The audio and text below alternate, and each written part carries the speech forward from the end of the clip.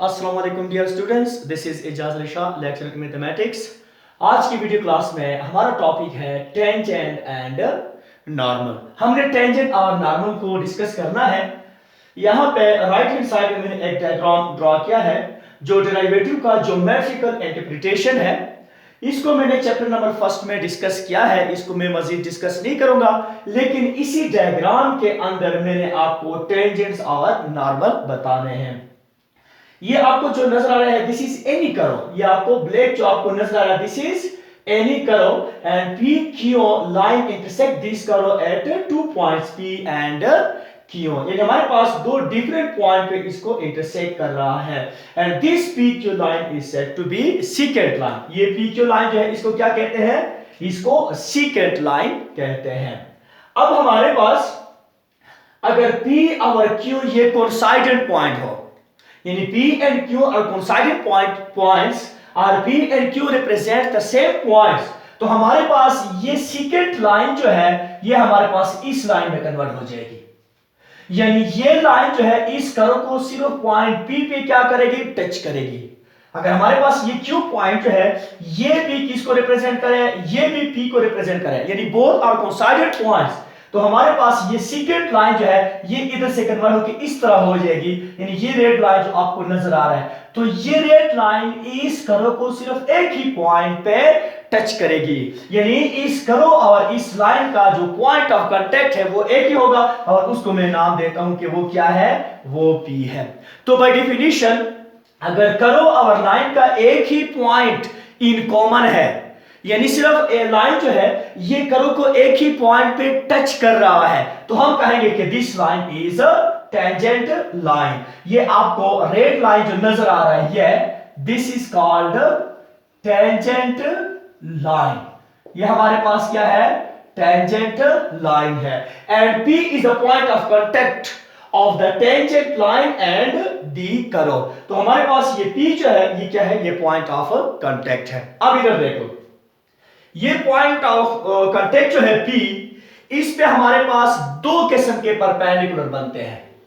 एक परपेंडिकुलर जो है ये अपवर्ड है, एक परपेंडिकुलर अपवर्ड है, यानी इस लाइन के साथ क्या बना रहा है?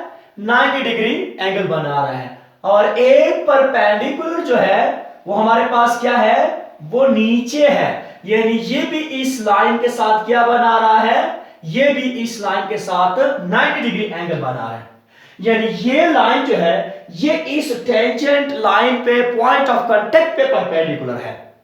किस पे परपेंडिकुलर है? पॉइंट ऑफ कांटेक्ट पे परपेंडिकुलर है। तो हमारे पास वो परपेंडिकुलर जो पॉइंट ऑफ कांटेक्ट के ऊपर आ जाए तो उसको हम कहेंगे कि ये क्या है? ये नॉर्मल लाइन है। इसको हम क्या कहेंगे कि ये क्या है? नॉर्मल लाइन है।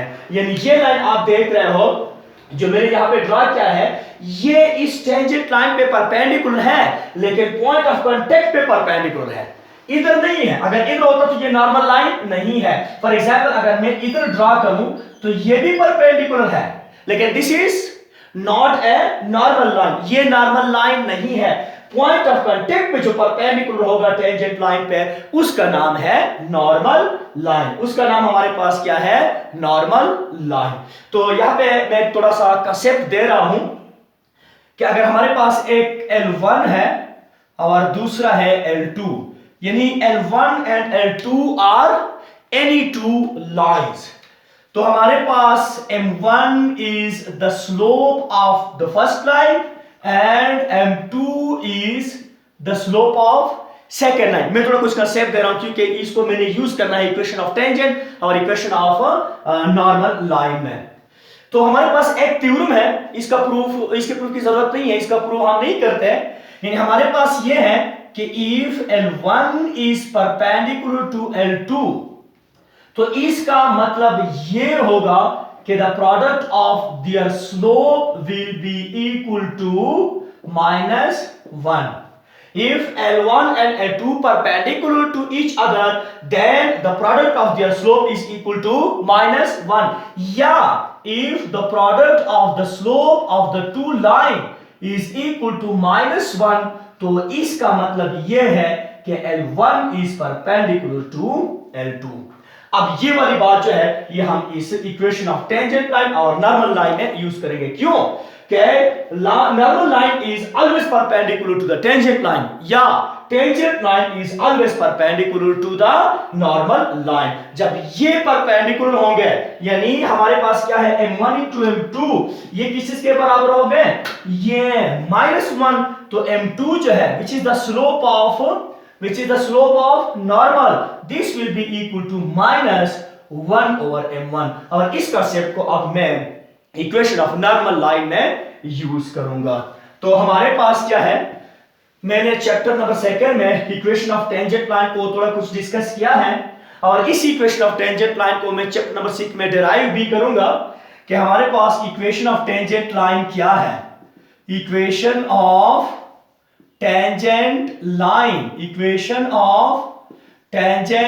लाइन वो हमारा eight particular point equation of tangent line at particular point P हमारे पास क्या है y minus y1 this is equal to m1 into x minus x1 और ये y1 x1 y1 क्या है ये हमारे पास पर्टिकुलर पॉइंट है P of x1 y1 हमारे पास क्या है पर्टिकुलर पॉइंट है या इसको मैं इस तरह भी लिख सकता हूं कि y minus y1 this equal to ये m1 किस चीज के बराबर होता है ये स्लोप ऑफ द कर्व के बराबर होता है f dash x this is equal to f dash x into x minus x1 this is the equation of tangent line this is the equation of tangent line अब equation of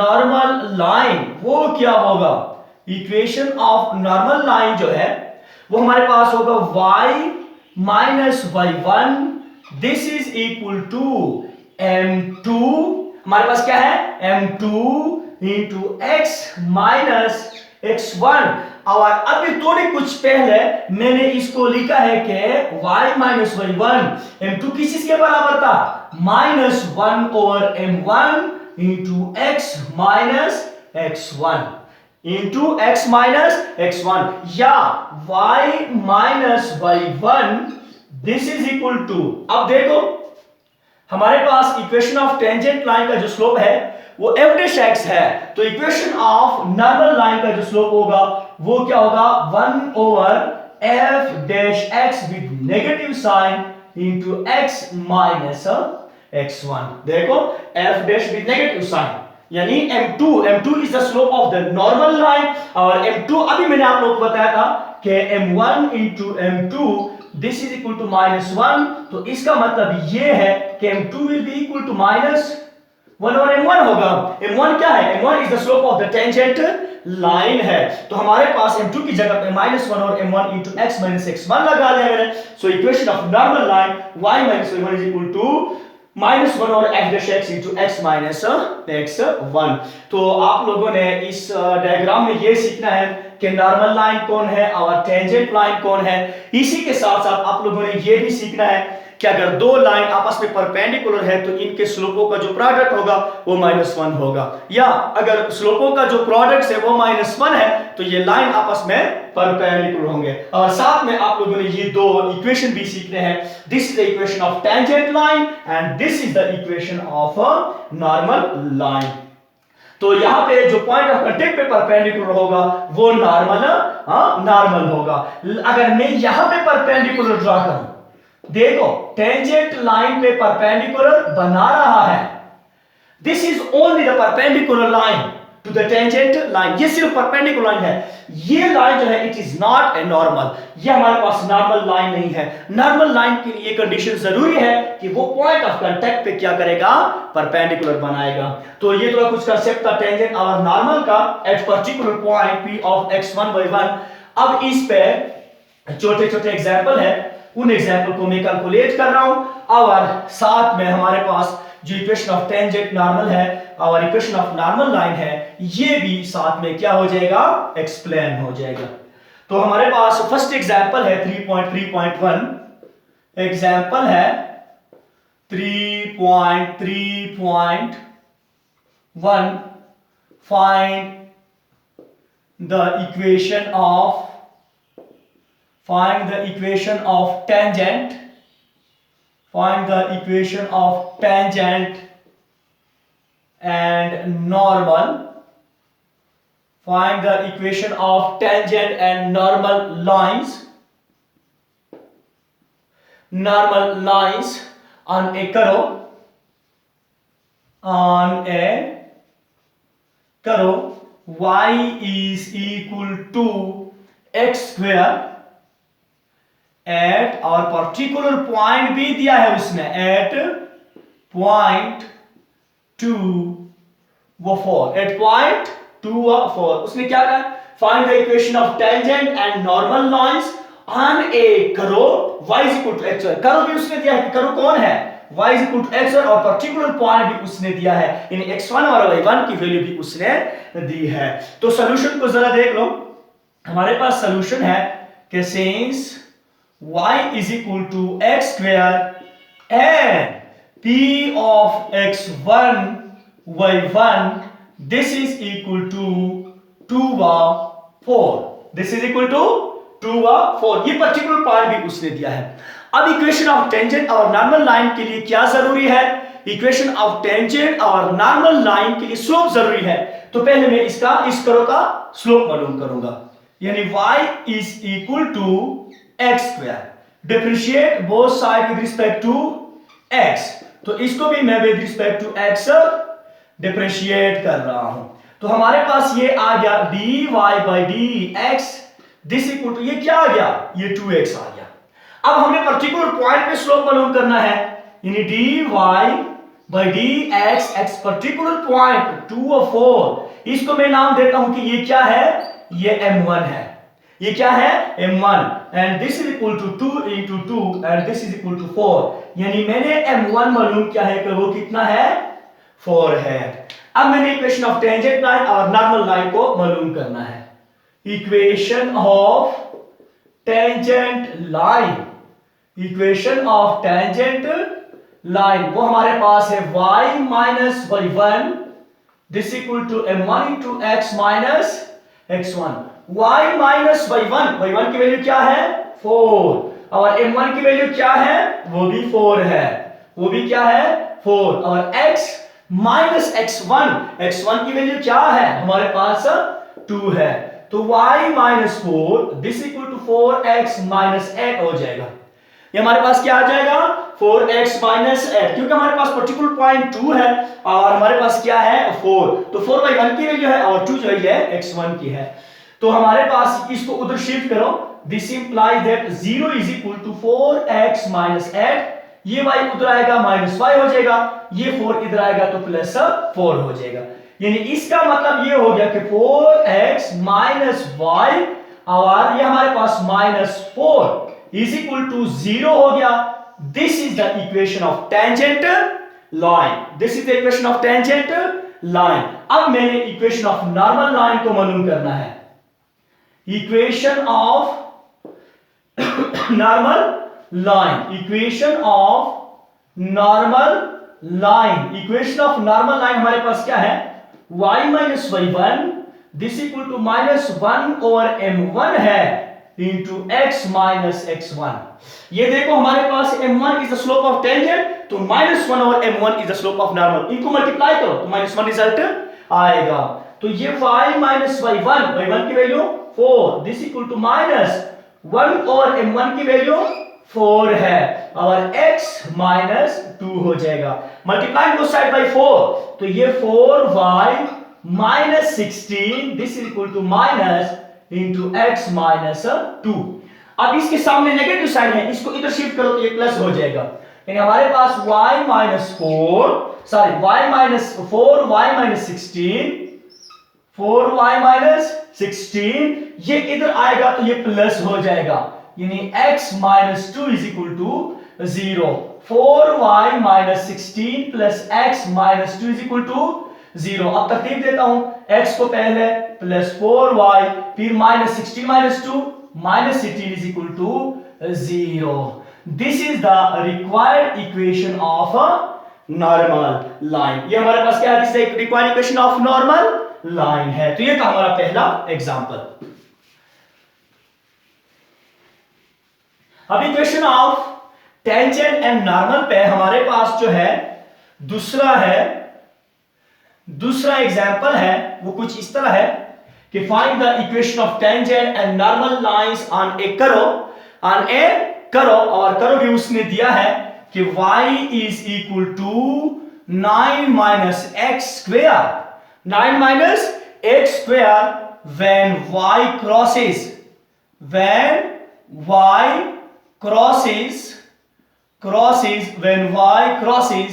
the x-axis, when y crosses the x-axis।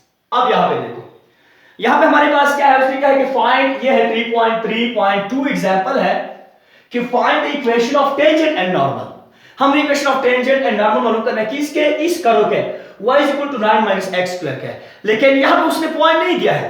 पिछले example में उसने particular point दिया था, यहां पे उसने condition दी है। कंडीशन क्या है, when y crosses the x axis, यानी y x axis को क्या कर रहा है, क्रॉस कर रहा है। तो हमारे पास सॉल्यूशन में y is equal to 9 minus x square, this is the equation of curve. अब देखो, since y crosses the x axis, y क्या कर रहा है, x axis को क्रॉस कर रहा है, तो इसका मतलब क्या है, तो इसका मतलब है देन इसका मतलब ये होगी कि y is equal to 0, y 0, x axis के लिए y क्या होता है, 0 होता है। फॉर एग्जांपल ये देखो, ये कोई सभी हमारे पास क्या है, कर्व है। देखो ये हमारे पास क्या है, कोई सभी कर्व है। मैंने कोई सभी कर्व ड्रा किया है, लेकिन ये कर्व जो है ये x एक्सिस को इंटरसेक्ट कर रहा है कि नहीं कर रहा। जब ये x एक्सिस को इंटरसेक्ट करेगा तो इस जगह पे y क्या होगा, y इज इक्वल टू 0 होगा कि नहीं होगा, यानी on the x axis y is equal to 0। तो उसने यहां पे ये कहा है कि y crosses the x axis, यानी y जो है ये x एक्सिस को क्या कर रहा है, क्रॉस कर रहा है। जब ये x एक्सिस को क्रॉस कर रहा है तो on the x axis y क्या होगा, y इज इक्वल टू 0 होगा। तो मैंने भी ये लिखा है कि then y is equal to 0, लेकिन y जो है वो 9 माइनस x स्क्वायर है, तो इसका मतलब क्या हो गया कि 9 minus x square, y is equal to 0, यानी 0 is equal to 9 minus x square. x square को इधर शिफ्ट करो तो x स्क्वायर इज इक्वल टू 9, दोनों साइडों का रेडिकल ले लो तो x square under the root is equal to 9 under the rule. It implies that x is equal to plus minus 3। अब देखो, मैंने y की एक वैल्यू ली है कि y crosses the x axis, तो हमारे पास क्या होगा, y is equal to 0 होगा। अब मैंने देखो y की एक वैल्यू ली है और मेरे साथ जो है x की दो वैल्यू आ रही है। देखो जब y is equal to 0 है तो x is equal two plus 3 है, x इक्वल टू प्लस 3। जब y इज इक्वल टू 0 है तो x is equal to minus 3 है। इसका क्या मतलब हो गया, यानी y crosses the x axis, इसका मतलब यह है कि ये कर्व जो है ये नेगेटिव x एक्सिस को क्रॉस कर रहा है और पॉजिटिव x एक्सिस को भी क्रॉस कर रहा है, यानी ये कर्व x एक्सिस को दो पॉइंटों पे क्या कर रहा है, क्रॉस कर रहा है, इंटरसेक्ट कर रहा है। तो इसका मतलब क्या हो गया कि हमारे पास दो इक्वेशन ऑफ टेंजेंट लाइन आएंगे और दो इक्वेशन ऑफ नॉर्मल लाइन भी आएंगे। देखो ना हमारे पास क्या आ गया, एक पॉइंट ये आ गया और एक पॉइंट ये आ गया। अब हमने क्या करना है, इस पॉइंट के लिए पहले, यानी इस पॉइंट के लिए हमने इक्वेशन ऑफ टेंजेंट लाइन भी मालूम करना है और इक्वेशन ऑफ नॉर्मल भी मालूम करना है। तो देखो for p of x1 y1 is equal to 3 व 0, यानी हमने क्या करना है, इसके लिए अब इक्वेशन ऑफ टेंजेंट लाइन और इक्वेशन ऑफ नॉर्मल लाइन को मालूम करना है। इक्वेशन ऑफ टेंजेंट लाइन और नॉर्मल में मोस्ट इंपॉर्टेंट क्या है हमारे पास, स्लोप। तो पहले मैं इसका स्लोप मालूम करूंगा। तो देखो y is equal to 9 minus x square है, differentiate both side with respect to x, तो इधर भी मैं with respect to x differentiate करूंगा 9 माइनस एक्स स्क्वायर। इसका मतलब ये हो गया कि dy by dx is equal to minus 2x, 9 का डेरिवेटिव 0 और माइनस x का डेरिवेटिव माइनस 2x हो जाएगी। अब मैंने क्या करना है, पर्टिकुलर पॉइंट पे स्लोप मालूम करना है, dy by dx एट 3 व 0, इसको मैं नाम देता हूं m1 and this equal to minus 2 into 3 and this is equal to minus 6। यानी इसका मतलब ये हो गया कि पहले पॉइंट के लिए जो हमारे पास m1 है वो माइनस 6 है। m1 हमारे पास क्या है, इस पॉइंट के लिए वो माइनस 6 है। अब equation of tangent line equation of tangent line, यानी हमारे पास जो required equation of tangent line है वो क्या होगा, y minus y one is equal to m1 into x minus x1। y minus y one क्या है, जीरो है। y1 क्या है, जीरो है। देखो y1 क्या हमारे पास जीरो, और m की वैल्यू क्या है minus six into x minus x1। x1 की वैल्यू क्या हमारे पास प्लस 3 है, हमारे पास क्या है प्लस 3, यानी y is equal to minus six into x plus 3। अब इसको इधर शिफ्ट करो तो हमारे पास क्या आ जाएगा, y plus six into x minus 3 is equal to 0, क्योंकि ये नेगेटिव है जब ये इधर आएगा तो हमारे पास पॉजिटिव हो जाएगा। तो y plus six x minus 18 this is equal to 0। तो हम ये 6 को मैं इधर मल्टीप्लाई करो तो 6x plus y minus 18 is equal to 0। This is the required equation of tangent line at particular point 3 व 0। अब मैंने क्या करना है, अब मैंने इक्वेशन ऑफ नॉर्मल लाइन भी मालूम करना है एट पर्टिकुलर पॉइंट 3 व 0। तो हमारे पास इक्वेशन ऑफ नॉर्मल जो है वो क्या है, equation of normal, equation of normal line जो है वो हमारे पास क्या होगा, y minus y one this equal to minus one over m1 into x minus x1। क्योंकि नॉर्मल का जो स्लोप होता है वो क्या होता है, वो टेंजेंट का माइनस वन ओवर समथिंग होता है, यानी m1 is equal to minus six है तो हमारे पास one over minus one over m1 हो जाएगा। तो y माइनस ये zero minus one over six into x minus three. हमारे पास देखो हमारे पास x1 की कीमत 3 और y1 की कीमत 0, तो y इज इक्वल टू ये minus one over six into x minus 3। 6 में मल्टीप्लाई करो तो 6y is equal to minus into x minus 3। अब इसको इधर शिफ्ट करो तो 6y ये plus x minus 3 is equal to 0, यानी 6y plus x minus 3 is equal to 0। तरतीब देता हूं x plus 6y minus 3 is equal to 0। This is the required equation of a normal line. ये हमारे पास क्या है, एट पर्टिकुलर पॉइंट 3 व 0। अब हमारे पास जो है equation of tangent line and normal line मैंने मालूम करना है सेकेंड पॉइंट के लिए, यानी फॉर p ऑफ, फॉर हमारे पास क्या है, for p of x1 y1, यहां पे मैं x2 y2 लिखता हूं, this is equal to minus 3 and 0। तो हमारे पास चूंकि जो स्लोप था वो है dy by dx is equal to minus 2x। अब मैंने इस पर्टिकुलर पॉइंट पे भी स्लोप मालूम करना है, तो देखो dy by dx at particular point कौन है, माइनस 3 व 0। इसको मैं नाम देता हूं कि ये हमारे पास m2 है, minus 2 into minus 3 this will be equal to 6, यानी m2 जो है हमारा वो क्या आ गया, वो हमारे पास प्लस 6 आ गया। अब हमने क्या मालूम करना है, equation of tangent line, equation of tangent line, equation of tangent line हमारे पास क्या है, y माइनस वाई टू। अब मैंने कोऑर्डिनेट चेंज कर दिया है तो हमारे पास y2 this is equal to m2 into x minus x2। y minus y2 क्या है, वो फिर भी 0 है, एंड m2 क्या है 6 इंटू x माइनस x2, और x2 की वैल्यू क्या है, वो माइनस 3 है, x2 की वैल्यू क्या है माइनस 3 है। तो y इज इक्वल टू ये 6 इंटू एक्स प्लस क्या हो जाएगा, ये 3 हो जाएगा, माइनस इंटू माइनस 3 हो जाएगा। इसको इधर शिफ्ट करो, 0 इज इक्वल टू ये 6x प्लस 18 माइनस y हो जाएगा, ये y इधर आ गया तो माइनस हो जाएगा, यानी हमारे पास आ गया, इंप्लाइज दैट हमारे पास जो है, implies that 6x minus y our plus 18 this is equal to 0.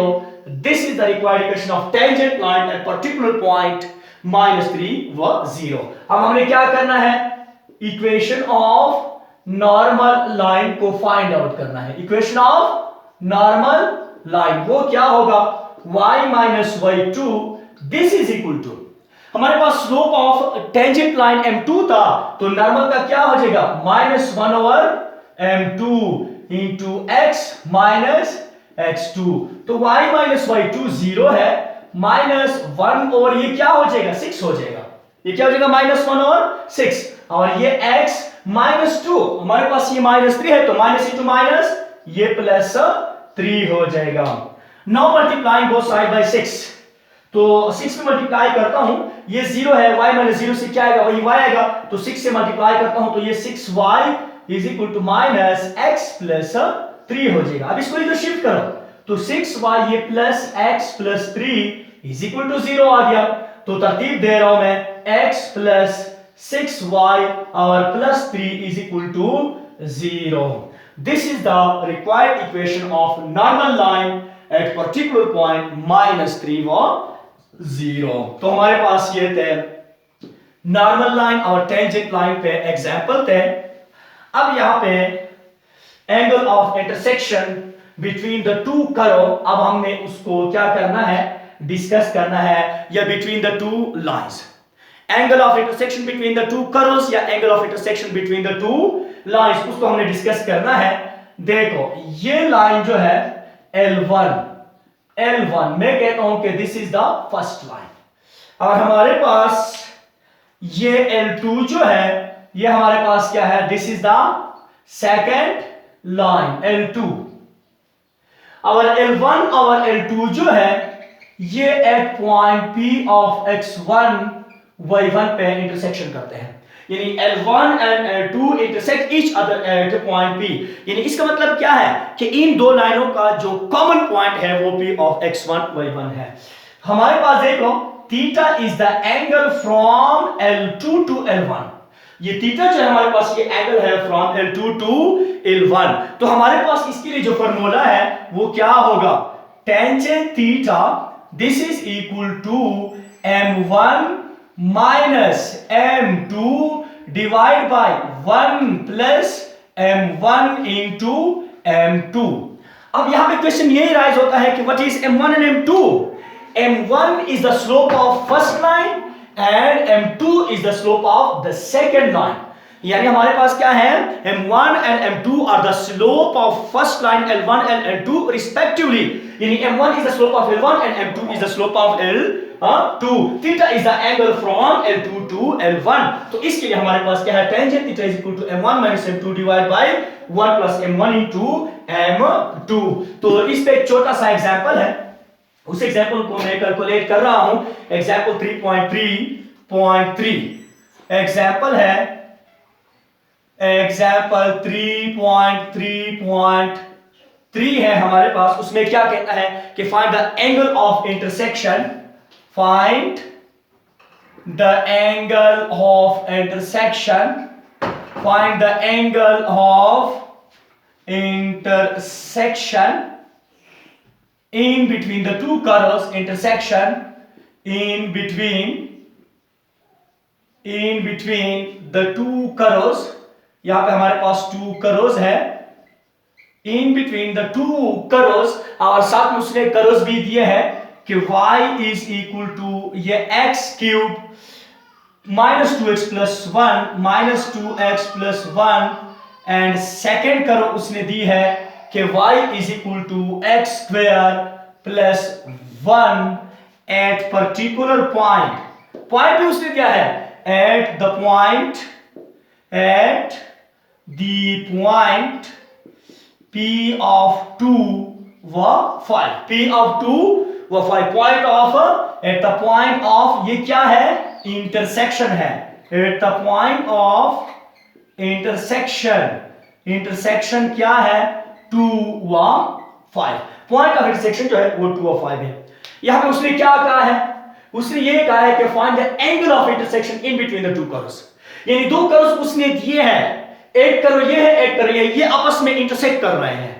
तो वो कहते हैं कि जहां पे ये इंटरसेक्शन करते हैं वहां पे इसका जो एंगल बनेगा आपने क्या करना है, वो एंगल फाइंड आउट करना है, और जो इंटरसेक्टिंग पॉइंट है वो हमारे पास उसने दिया है 2 व 5। अगर उसने ये 2 व 5 ना दिया होता, यानी पॉइंट ऑफ इंटरसेक्शन अननोन होता, तो हम पहले इन टू कर्व से पॉइंट ऑफ इंटरसेक्शन मालूम कर लेते हैं, इसके बाद मैं फर्स्ट कर्व का स्लोप फिर सेकंड कर्व का स्लोप और इसके बाद फार्मूला यूज करके एंगल ऑफ इंटरसेक्शन मालूम कर लेता। अब यहां पे उसने चूंकि पॉइंट ऑफ इंटरसेक्शन दिया है तो हमारे पास क्या है, हमारे पास बाकी जो पॉइंट ऑफ इंटरसेक्शन है वो मालूम करने की जरूरत नहीं है। तो हमारे पास देख लो सॉल्यूशन में हमारे पास है कि since y is equal to x cube minus 2x plus 1, this is the equation of first करो, एंड हमारे पास दूसरा उसने दिया है y is equal to x square plus 1, this is the equation of second करो। अब हमें क्या चाहिए, हमें इक्वेशन ऑफ फर्स्ट और इक्वेशन ऑफ सेकंड करो के स्लोप मालूम होने चाहिए। तो पहले हमारे पास क्या है, स्लोप ऑफ द फर्स्ट करो मैं मालूम कर रहा हूं, x की 3 minus 2x plus 1। Differentiate both side with respect to x, तो ये भी with respect to x differentiate हो जाएगा और ये भी विद रिस्पेक्ट टू x क्या हो जाएगा, डिफरेंशिएट हो जाएगा। ये आ गया dy बाई dx और ये आ गया 3x स्क्वायर माइनस 2 आ गया। अब हमने पर्टिकुलर पॉइंट पे स्लोप मालूम करना है, तो पर्टिकुलर पॉइंट पे देख लो dy by dx at particular point 2 और 5, this is equal to 3 into 2 की जगह x की जगह पे 2 पुट करो और माइनस 2। मैं इसको नाम देता हूं कि this is equal to m1। अब देखो 2 into 2 4, 4 into 3 ये 12 हो गया, 12 माइनस 2। इन हमारे पास स्लोप ऑफ द फर्स्ट करो this equal to m1 and m1 is equal to किसके बराबर आ गया, 10 के बराबर आ गया। अब मेरे भी क्या करना है, again we have to find out the slope of the second curve, since y is equal to x square plus 1, differentiate both side with respect to x, दोनों साइडों को विद रिस्पेक्ट टू x आप क्या करो, differentiate कर लो, x square plus 1। तो ये आ गया dy by dx is equal to 2x। अब मैंने क्या करना है, पर्टिकुलर पॉइंट पे स्लोप मालूम करना है, तो पर्टिकुलर पॉइंट पे dy by dx at particular point 2 और 5, इसको मैं नाम देता हूं m2 and this equal to 2 into 2 is equal to 4, यानी हमारे पास m2 आ गया क्या, m2 is equal to 4। अब हमने एंगल मालूम करना है। Now using the formula we have the tangent of theta, this is equal to m1 minus m2 divided by 1 plus m1 into m2। अब देखो tangent of theta this is equal to tangent of m1 की value है 10, m2 की value है 4 और ये 1 plus 10 into 4 हो जाएगा। Tangent of theta this is equal to ये 6 हो जाएगा, ये 1 प्लस 40 हो जाएगा, यानी ये 6 डिवाइड बाय 41 हो जाएगा। अब हमने एंगल मालूम करना है, तो this implies that theta is equal to tangent inverse of 6 by 41, 6 by 41। तो आप लोगों ने क्या करना है, आप लोगों ने कैलकुलेटर को यूज करते हुए tangent inverse of 6 divide by 41 को कैलकुलेट करना है। मेरे साथ रिजल्ट आ रहा है 0.14531 और ये क्या है, this is the required angle of intersection of the two curves, y is equal to this and y is equal to this। हमारे पास ये क्या है, यहाँ पे ये जो पर्टिकुलर पॉइंट पे ये दो कर्व जो आपस में इंटरसेक्शन कर रहे हैं, ये इन बिटवीन दो कर्व का क्या हमारे पास एंगल ऑफ इंटरसेक्शन है। आई थिंक आज की वीडियो के लिए इतना ही काफी है। इंशाल्लाह नेक्स्ट वीडियो क्लास में मैं एक्सरसाइज 3.2 के साथ मिलूंगा। उस वक्त तक के लिए इजाजत दीजिए। अल्लाह हाफिज।